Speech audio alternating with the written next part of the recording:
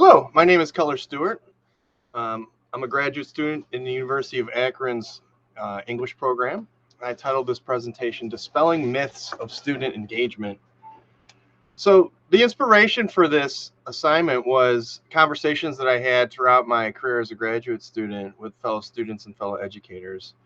And one student in the discussion board said this: I feel like I hear students say at least once or twice a day, I hate reading, or something along those lines. It becomes very frustrating, especially since that's the subject we chose to teach, and that's what we try to get our students to appreciate. Frustration is real, and what my peers were clear about expressing time and again is not anger towards the students, but almost pity. The students are missing out not only on reading and writing skills, but on the transcendent experience and educational value that being a well-read, inquisitive student can provide. This picture here is a picture of textbooks that I gave out before a unit last fall, and just remember that I want to go back to that later in the presentation. Other parts of our discussion as educators acknowledge that we have a lot to compete with. You can see one of the quotes there. I guess this is one of our added jobs nowadays, playing the part of entertainer that convinces the students that something is worth reading and worth taking the time and risk on. But sometimes it's difficult because, let's face it, not everything we need to read is always exciting compared to the world they live in. Dr. Thalen encouraged me to use my 25 years of experience in the classroom to address these issues of student engagement with a fairly narrative-oriented entry point in the academic discussion. In order to do that, I needed to find out where the discussion is now, what claims are either benefiting or hindering the pedagogy, and how can we refocus on what really will shape young adults to read and write about and with college level material.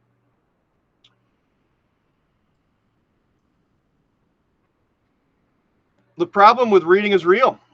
The American Psychological Association found the following: that the percentage of 12th graders who read a book or a magazine every day declined from 60% in the 1970s to 16% by 2016.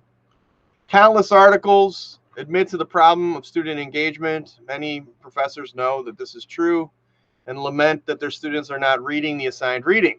And it doesn't just start in college. William Brose would ask these students who are college freshmen what their experience was in high school, and many admitted that they didn't read at all. And having established bad habits in high school, the Hooley et al. Article suggests that incoming college students have delusional ideas on what it'll take to be successful. Here's the quote: students felt like they could meet the challenge of college level reading, but almost half said 20 minutes was too long. We can meet it, but 20 minutes is my limit. My research and experience leads me to contend that the myth of relevance is one of the catalysts for these problems. What is at this myth, and what's at the root of this myth, interrupts engagement of older students and includes grades and their shortcomings as extrinsic motivators. And what I think is the second equally powerful force is this idea of the rhetoric behind, when am I ever going to use this? So, I mean, that's not an old tagline. Lots of people have heard this question as an educator. In fact, when I was 16, I probably employed it. When am I ever going to use this? Its damage probably revealed itself to me about 7 or 8 years into my career. I was teaching 12th grader British literature at the time, and this student had not done any assignments, didn't read, wasn't doing any of the responses, didn't do any of the papers. And his father wanted to meet with me because he was failing the class. So we had this meeting, and the father made it immediately clear that nothing in the class was of any relevance. It didn't matter. His evidence for this was that he was a businessman. He was successful. His son was going to be a businessman. He didn't need this stuff. And the gist was that I needed to give the boy the bare minimum grade so he could do the bare minimum of work in a class that meant nothing to him and get his ticket punched to go into college, and then later learn things that truly mattered. And this sentiment is not uncommon. It seems to have a rational basis if the premise of school at both secondary and post-secondary is that it's a job placement. It's a training for a job placement. Relevance in this sense is linked to a hypothetical economic outcome, and the belief that one only needs to read what one wants to, or what will provide material instruction on how to handle future work. The currency for this transactional view of education is grades. But what parents may not know, and what many educators may forget when they're pressed into the service of standardized tests or pressured over grades, is that this type of extrinsic motivation is detrimental to student outcomes. Chernoff puts it best. Although there are known to be children who prefer school to leisure time, most students' motivations for schooling are unmistakably extrinsic. And developing into creative, productive adults leading satisfying lives ultimately depends on the eventual nurturing of intrinsic. Bros, in his article, he's interviewing these students, and he comes to this conclusion that not reading, even, this is a quote on the slide, not reading even for many good students has become a mode of operation with respect to book length, text assigned in school. And then he'd ask the students, why didn't you read? And they say, well, we didn't need to. You can still get good grades. What is interesting is that Bros himself is falling into the trap of valuing grades. He's labeling students as good. These are students that admit to being disengaged and not reading material, which a good student would do. So by what definition do they get to be good? It must be grades. And I want you to remember this motorcycle book later.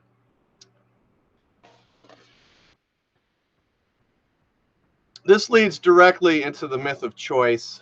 The idea that material must be immediately of interest or relevant to the student's present state of mind leads almost directly to myth number 2, which states that student engagement can be readily achieved by allowing them to choose the material. The attraction of this myth makes a lot of sense to me.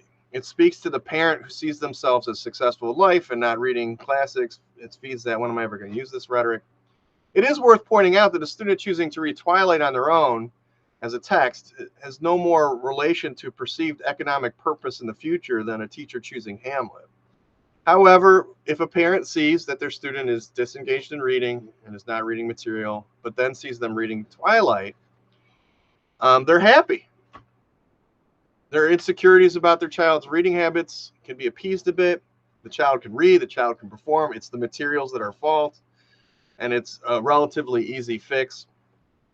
This can equally appease the teachers who is interested in students accomplishing formula writing that requires little more than plot and vocabulary, or whose major assessment is the omnipresent reading quiz, similar to the old accelerated reading programs, which require no depth of thought, and simply this your eyes just brushing over the page, and you're good to go. That isn't to say that choice doesn't have a positive effect, especially in the early grades. It can encourage more reading and better reading habits in those younger students, can even improve behaviors. But what should be clear is that those impacts are not necessarily and absolutely not completely related to specific materials' relevance, students' known interest, or students' ability to choose a book with no restrictions. So the reason Diary of a Wimpy Kid is here on my slide is that I teach almost exclusively seniors, and I have a questionnaire at the beginning of my class, and I ask, what's the last book you've read for fun? And the majority of boys write down The Diary of a Wimpy Kid. These are 17 and 18-year-olds. The last time they read for fun was one of these choice programs. They got to go to the library in middle school. There was no one had any qualms, and I don't have any qualms about them reading Diary of a Wimpy Kid. But there was no transfer. The idea that this had engaged them as readers is not true, as evidenced by the fact that they didn't choose to read again when they have, unlimited choice in the world to read.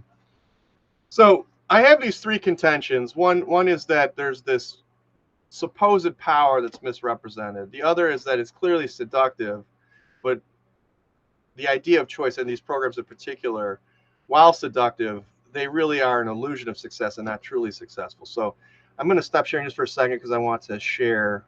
There's an article related to each of these clips, each of these links. So this might take a second. I have to share articles.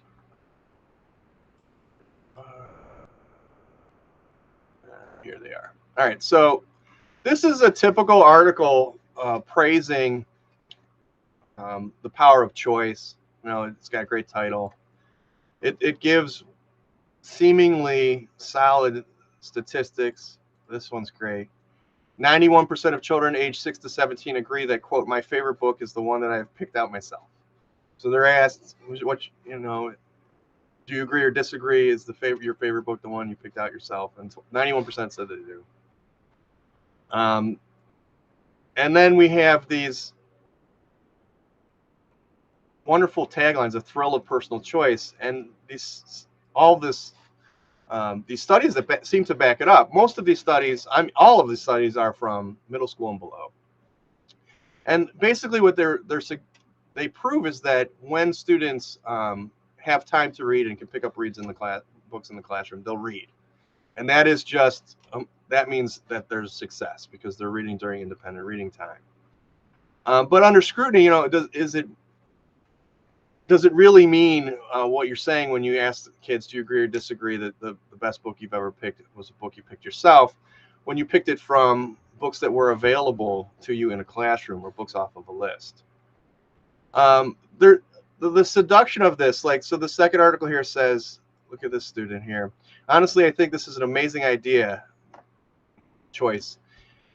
reading choice, because if everyone had to pick what they would read, they would actually read. Some drawbacks would be that you wouldn't be able to tell if they were reading or not. I would love a class like this. And then this program that I used in my capstone lauds their summer reading program as a success. It says that because they gave students a choice to read books, more students read and were motivated to read, and there were better outcomes for them. But the article itself kind of contradicts that. The amount of engagement in this class was reduced every year. So from first year to third year, it got less and less, fewer and fewer students who were involved in it, which doesn't seem to be successful. I'm going to go back and try to share the slides now.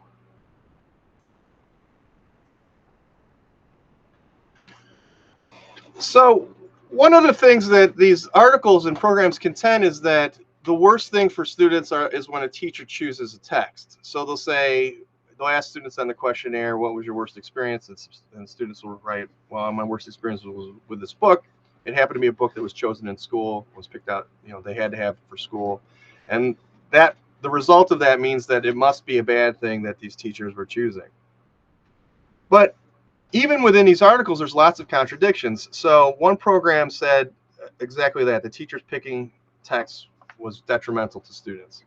Here's what Leslie said. She was a middle schooler. She said, I got hooked on Slake's Limbo, book from 1974. It was just so interesting. It was about a homeless boy who had nobody, and he lived down in the subway, and I was really interested in how somebody could live for 121 days down in the subway.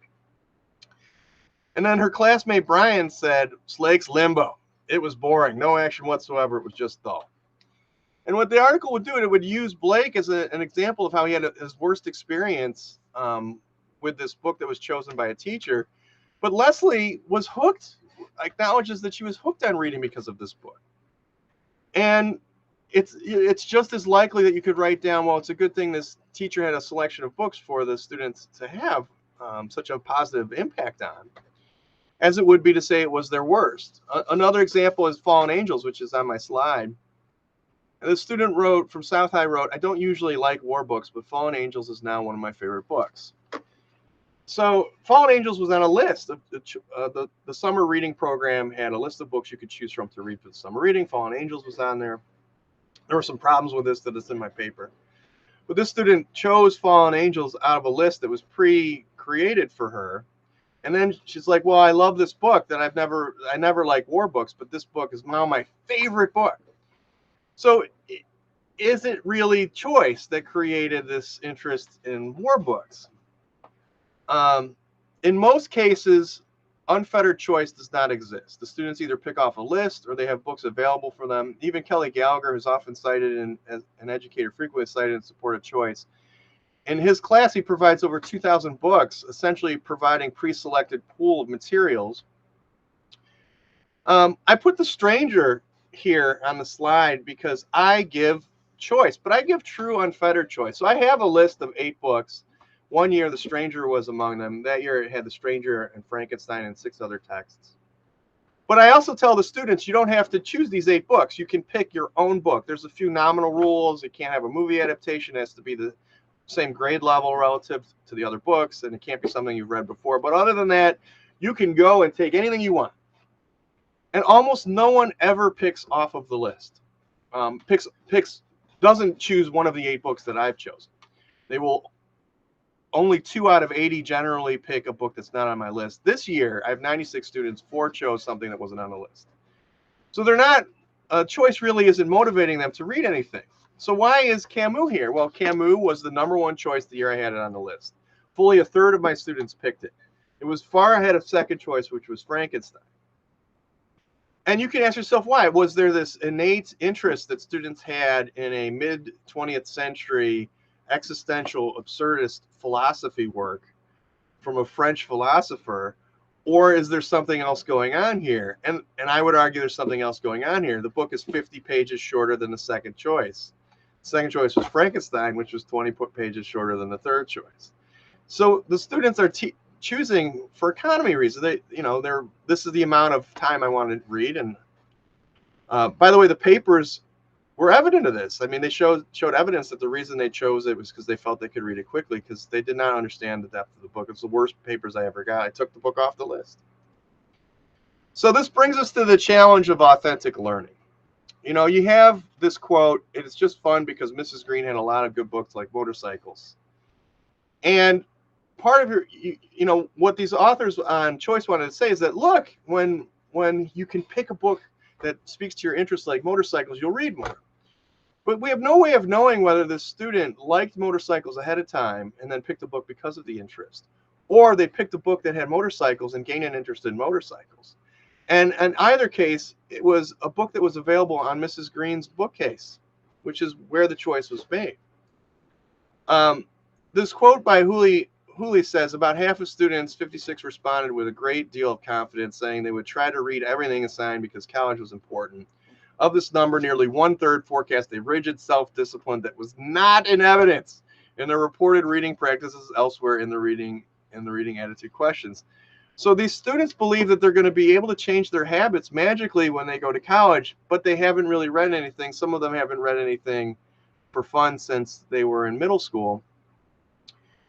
And what I did in this capstone project was dealt with a lot of qualitative information about how can we best really engage students so that they do read the material and do engage in cognitive growth before and during college.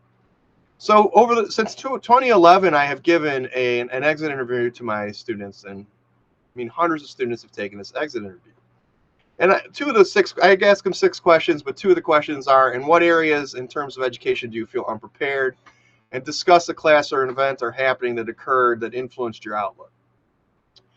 And it is true that some reading is better than no reading.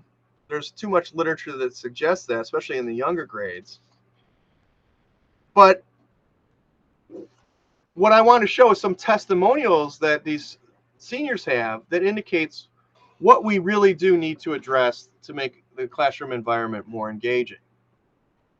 And concerning grades, one student wrote, I feel unprepared in terms of education and that there's such a heavy focus on getting good grades. Sometimes students put that above actually learning. There's no way to prove you really learned something, but there's a way to prove you completed all your work by any means necessary. Even if it's short-term memorizing and then forgetting, or having a friend or parent help you, or copying or cheating. And this is what grades are. Since students are very academically competitive at chagrin, they place grades above everything, even integrity. So grades aren't an accurate measure of how much smarter one student is over another. By the way, even that idea that the grades are like a comparison between the IQs of students is not a particularly healthy idea. But you can see the detriment of grades. And there's dozens and dozens of students that say the same thing, that grades polluted real learning. As far as education as entertainment, I want you to listen to this student. Quote, he puts all his energy into teaching. It's truly inspiring. Somehow he makes boring literature like Hamlet and Beowulf interesting, and that's what makes class interesting every single day. I think it's rare that you get a teacher that's so passionate about the job and what they're teaching. I'm grateful. He's taught me that passion trumps all. It sounds lovely, but what is of note is that even though Hamlet and Beowulf were personally interesting to the student, she still labels them as boring. It's that, when am I going to use this? This isn't relevant to me. This is not current or contemporary, and therefore doesn't have meaning. That still infects and influences, even though the student had a positive educational experience with the material. In terms of real choice, shared journey, everyday mattering, and deference to students, I want to do two things. I want to show you, I'm going to read one quote from a student, and then I'm going to show you a clip. I'll address the clip after I read this quote. So this was a graduating student years ago. When I was a kid, English was my favorite subject, miles above every other subject, because it allowed for so much creativity. But as I grew older, English started to become more of a chore than an outlet for creativity. I was forced to stifle my voice in order to fit a certain mold just for a stupid grade. And when the voice goes unused for long periods of time, it tends to fade and eventually disappear entirely. Luckily, my senior year, I had Mr. Stuart to revive my fading voice right when it was on the verge of dying forever. I learned how to put my actual self into my essays instead of just spouting contrived cliches that I hoped were what the teacher wanted. I learned how to see the beauty of literature that went beyond the surface. I learned that finding that beauty didn't have to be a pointless Easter egg hunt. I learned how to articulate my philosophies more clearly, and that I shared my philosophies with some great characters throughout literature. The class didn't really change who I was, but it rather made me more defined as a person, to myself and hopefully to others, and it allowed me to see life in my own terms. I'm going to show you a 5-minute clip, but I'm going to close now. I want to give you this is my works cited, and then I'll go back to the clip. But what you're going to see in this clip are two students, Ember and Tina. So there's a few things of note. One thing that is of note is that they had no class associated with this clip. I'll share this here.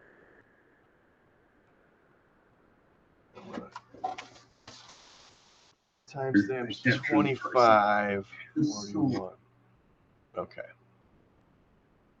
So Tina and Ember, and they agreed. They emailed me that they didn't mind the clip being in the presentation, that they didn't mind me talking about the particulars of them and the assignment. So Tina and Ember were students of mine. They took me their junior year for Comp 1 and Comp 2, and then their senior year, first semester, we did World Literature through Tri-C. But second semester, senior year, they didn't have any English. And Tina came to me. She's like, well, I heard you did Othello first semester. That was that stack of books that I showed you in the first slide. And she said, I'd like to read Othello with you during our free time, during our what's called Tiger Period in Chagrin. And I asked, does anyone else want to do it? She said, Ember does. So there's no grade. There's not even a class. These students just chose to read Othello, a book that was written in 1603 or something like that, during their free time. And I just want to show you like 5 minutes. So I know my presentation has been long, and if you don't want to watch the clip, that's fine. But what I do think it expresses is true authentic engagement, where you see the students choosing what is being discussed and the students relating to themselves, and that the material, although it is archaic, becomes interesting because the act of cognitive growth is interesting. Thank you very much for your time, and I'm going to play the clip, and again, you can watch it or not. This will be about 5 minutes. The most allowed sufficiency, yet opinion, a sovereign mistress of effects, throws a more safer voice on you. I think he's talking about the situation. Continuously refer to him as the Moor, as though it's his name, is so much worse. Yeah, it's annoying.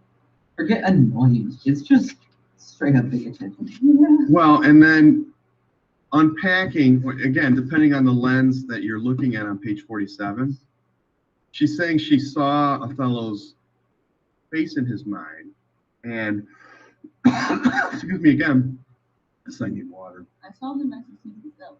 Well, she sees his valiant parts. Did I my soul and fortunes consecrate? So dear Lords, I left behind. Well, it's about, I don't see him as he is, his real face.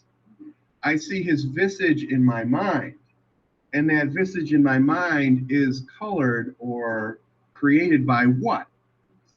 It's by the stories.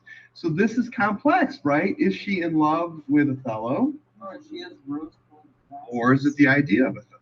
She is. It's 100. She admitted that it's the idea. She's in an imagination ship, and honey, I was too. So I get it.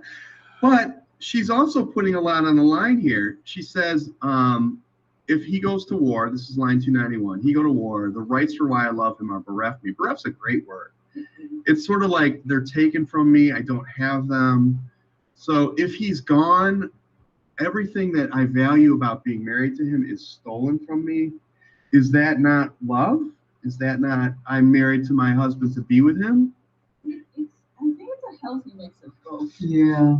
I think she's Or an definitely unhealthy mix of yeah, or that she's definitely in love with the thought of him. But I think maybe she's also either learning or trying to love who he actually is and not Yeah. just the story. Do you It's a think weird that combination. do you think that race has to naturally complicate the relationship? In this I don't- situation? Would it complicate it in contemporary times? Yes. So does it complicate it when Shakespeare's writing? For Yeah. sure. And how much of the benefit of the doubt do you give her as she is going through this journey in a biracial relationship? I don't really know how that maybe I'm not understanding it, but I don't really understand how that well maybe it's because I am mixed race and my family does we have a lot of mixed race relationships in it. I don't really understand what that has to do with how she loves him. You can be in an interracial relationship and not only be in love with the stories. Like the Yeah, whole point that is you can be in love happen with with who anything. he is no matter what his race is. I think that the interracial issue is coming in the fact that she's referring to him as not always my husband or Othello. She's like objectifying him, dehumanizing him just like everyone else. And more is not a positive term, Yeah. even in those days. And if she was using a positive term or a neutral term, like I love the African American to be with him, we would think that's weird. Yeah. Like that's not how you refer to your husband. Exactly. Yeah, she should just That's go. what I just was love saying. Othello, or I love Him. him. Right. But on the other hand, she is putting a lot out here saying that she is the one who wants to go with him to war. It is not typical to go to war with your husband, and it is her decision. And her decision, she came up with the idea, Yeah. and she gets her wish. So that's something to consider as well. It is, but It could also Let her have your voice. like a very famous meme said, you cannot fuck your way out of racism. Yeah. You Not- can be just as racist as you were the day before you met this person as you did after. Not to mention, like, the whole going to war with him might be part of her ideals of him being this amazing person in war, and she might be more interested in like seeing him in action.